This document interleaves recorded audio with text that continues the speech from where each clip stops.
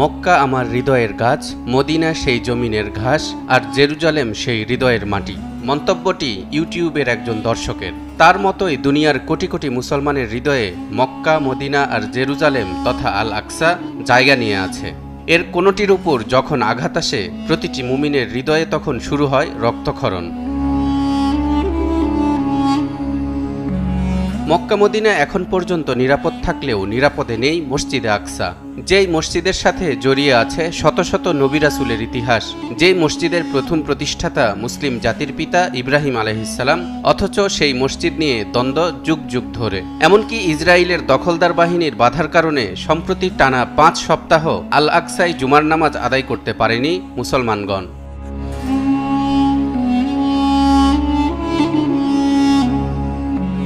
দর্শক, শিরোনাম দেখে এরই মধ্যে জেনে গেছেন 3 ধর্মের এক তীর্থস্থান এই আল আকসা, আর তাদের সবারই পবিত্র ভূমি এই জেরুজালেম।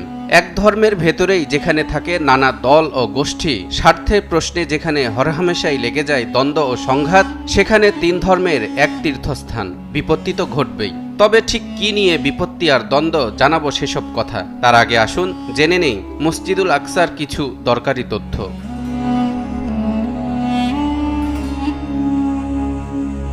সর্বপ্রথম মসজিদুল আকসা কে নির্মাণ করেছেন তা নিয়ে ঐতিহাসিকদের বিভিন্ন মত পাওয়া যায়। কেউ বলেন এই মসজিদের প্রথম নির্মাতা হলেন আদিপিতা হযরত আদম আলাইহিসসালাম। কেউ বলেন হযরত ইব্রাহিম আলাইহিসসালাম প্রথম এই মসজিদের ভিত্তি নির্মাণ করেন। আবার কারো মতে নূহ আলাইহিসসালামের মহাপ্লাবনে ধ্বংস হওয়ার পরে হযরত ইব্রাহিম আলাইহিসসালাম এর পুনর্নির্মাণ করেন। এরপর একে একে হযরত ইয়াকুব আলাইহিসসালাম এবং হযরত দাউদ আলাইহিসসালাম এসে আল আকসা মসজিদের নির্মাণের কাজে ভূমিকা রাখেন, যদিও তারা তা শেষ করে যেতে পারেননি। পরে দাউদ আলাইহিসসালামের ছেলে হযরত সুলাইমান আলাইহিসসালাম জিনদের মাধ্যমে বাইতুল মুকাদ্দাসের সংস্কার কাজ শেষ করেন।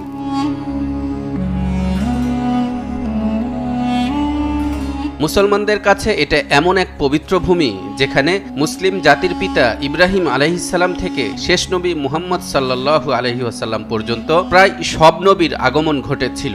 আজকের ফিলিস্তিন ভূখণ্ডের সাথে যেসব নবী রাসূলের নাম জড়িয়ে আছে তারা হলেন ইব্রাহিম, ইসমাইল, ইসহাক, লূত, ইয়াকুব, ইউসুফ, দাউদ, সুলাইমান, ইয়াহইয়া এবং ঈসা আলাইহিমুসসালাম। এই মসজিদুল আকসা থেকেই মহানবী সাল্লাল্লাহু আলাইহি ওয়াসাল্লাম মেরাজে গমন করেছিলেন এবং সেখান থেকে ফিরে এসে এই মসজিদে সকল নবীদের জামাতে ইমামতি করেছিলেন। এছাড়া মক্কার কাবাঘরের দিকে মুখ ফিরিয়ে নামাজ আদায়ের পূর্বে মুসলমানগণ এই বাইতুল মুকাদ্দাসকেই কিবলা মেনে নামাজ আদায় করতেন।